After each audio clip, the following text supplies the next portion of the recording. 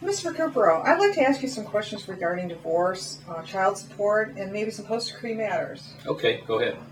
First off, what are the most common reasons why people get divorced? That's a good question, and I get asked that quite often. The answer actually is something that I think will surprise most people. The most common thing that I see causing problems between couples is control. One party tries to take control of the relationship at some time during the relationship, and it lasts to the extent that sooner or later the party that's been taking control over decides they just can't put up with it any longer. Then that leads me to my next question. If I want to get a divorce or a dissolution, what are the differences between a divorce and a dissolution? Well, in Ohio, the dissolution is where both parties absolutely agree on everything.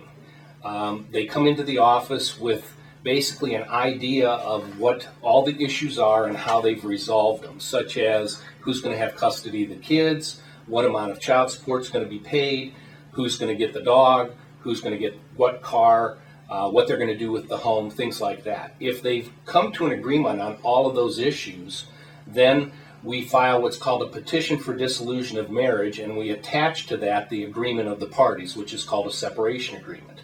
Then that gets filed with the court, and according to Ohio statute, not sooner than 30 days, but not longer than 90 days, there will be a hearing on the dissolution matter. And so long as both parties appear at that hearing and confirm that, yes, they entered into that agreement and that they want the court to accept that agreement and make it part of their decree of dissolution, the court will grant them a dissolution, and they're basically divorced at that point. You contrast that with a divorce, and a divorce is where there are some issues that are still outstanding between the parties that they can't agree upon. And you file an actual legal complaint for divorce against the person. They get served with that complaint, and then they have an opportunity to respond by answering to the complaint and possibly filing a counterclaim of their own. It's a much more structured procedure going through a divorce.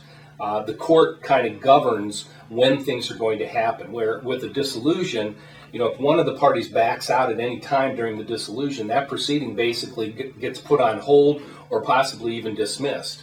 Where with a divorce, the court forces things to go forward because it assigns dates for certain things to happen, and you have to comply with those dates. And ultimately, if you go all the way through the process and you still haven't reached an agreement with your spouse, then those issues will be tried to the court, and the court will issue a decision that's the court's order.